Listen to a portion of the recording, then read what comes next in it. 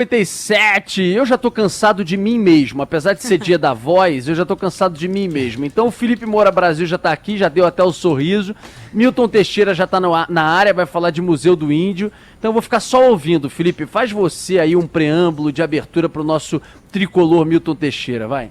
Salve, salve, Rodolfo Schneider. Hoje não é um bom dia de falar de futebol, acho melhor tocar em outro assunto, entendeu? Parece que teve um jogo ontem aí, nem fiquei sabendo direito, mas depois desse luxo que é a vinhetinha de entrada do professor, eu convido a participar aqui do Jornal Band News Rio, primeira edição que eu faço agora até o meio-dia com Agatha Meirelles, Cristiano Pinho, Jéssica Santos e ouvintes da Band News FM. Bom dia, professor. Bom dia, Felipe, bom dia, Rodolfo, bom dia, Pinho, bom dia, Agatha, bom dia, Jéssica e mais quem tiver aí. E bom dia, ouvintes. O Gustavo Miranda, que é ouvinte, que lhe fez essa pergunta e sugestão. Onde é o Museu do Índio? Que museu é esse? Conta a história, por favor, professor. Bom, a relação do governo brasileiro com os índios no passado era a pior possível. No Império, ainda se tinha alguma pesquisa, estudo. Quando veio a República, cismaram que não existia mais índio no Brasil. O recenseamento de 1910 decretou que não existiam mais índios no Brasil. E olha que eles eram 6 milhões na época de Cabral. Depois que houve uma série de massacres de índios na construção da rodovia Madeira-Mamoré, em 1915 foi criado o Serviço de Proteção ao Índio, chefiado depois pelo Marechal Rondon, ele próprio descendente de índios.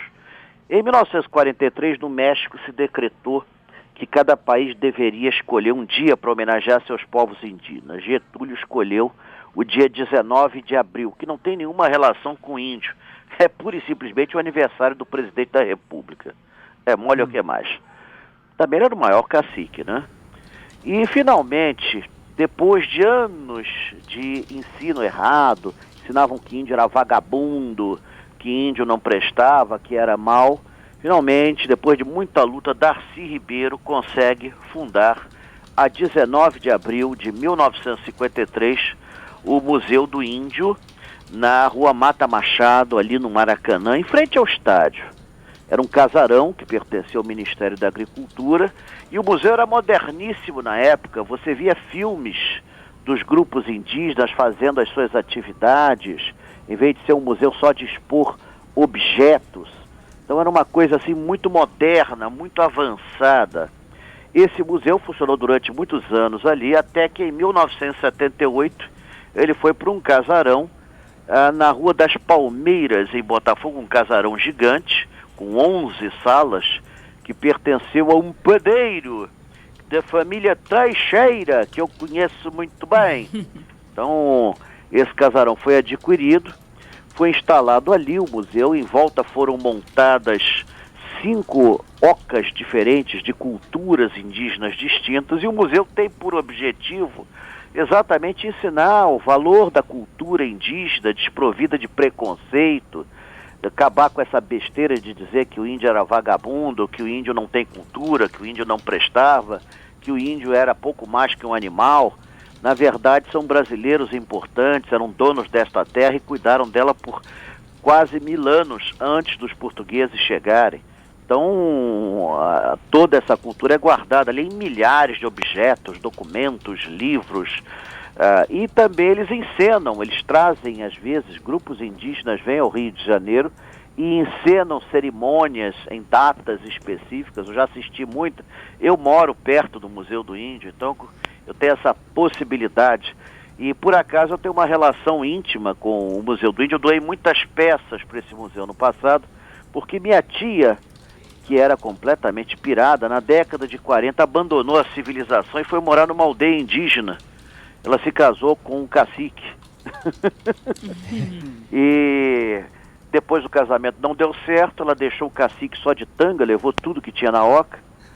E aí depois eu herdei essas peças que depois foram doadas ao Museu do Índio.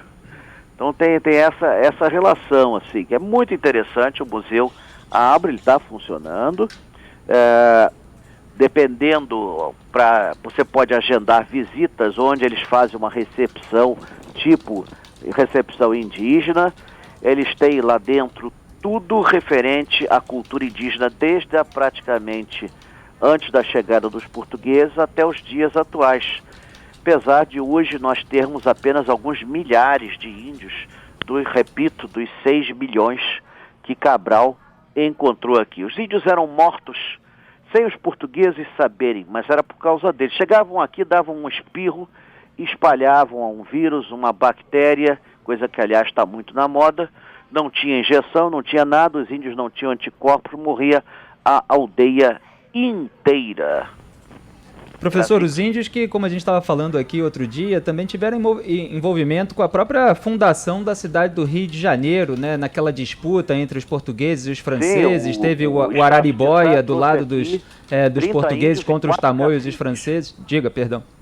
O Estácio de Sá trouxe aqui para o Rio 30 índios e 4 caciques. Nós já tínhamos um problema, nós tínhamos quase que mais cacique do que índio.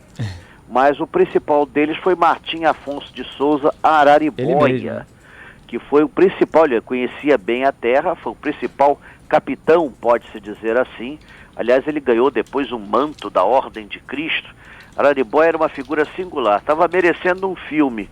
Ele vai para São Cristóvão, onde ele monta uma aldeia, e posteriormente essa aldeia, por pedido dos jesuítas, passa para o outro lado da Poça, para o outro lado da Baía da Guanabara, sendo refundada onde hoje é Niterói.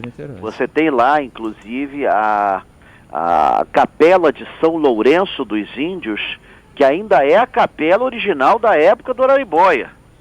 Está lá, e ele está enterrado nessa capela. Ele morreu, olha, como não podia deixar de ser, de varíola, né? Então, ele morreu de varíola, doença do homem branco.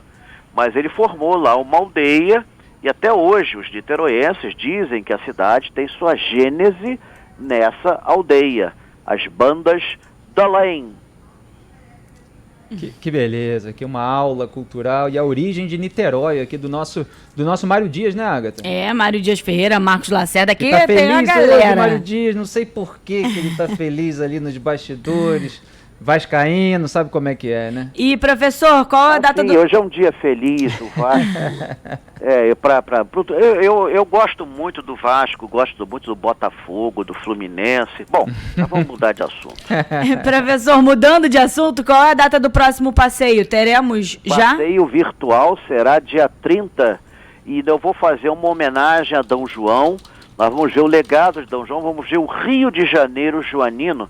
Isso porque foi a 25 de abril que D. João voltou para a Europa. E antes de voltar, ele abraça o filho e diz: Pedro, se o Brasil se libertar, antes seja para ti que me hás de respeitar do que para qualquer um desses aventureiros. Ou seja, D. João já entrega ao filho a função de fazer a independência do Brasil.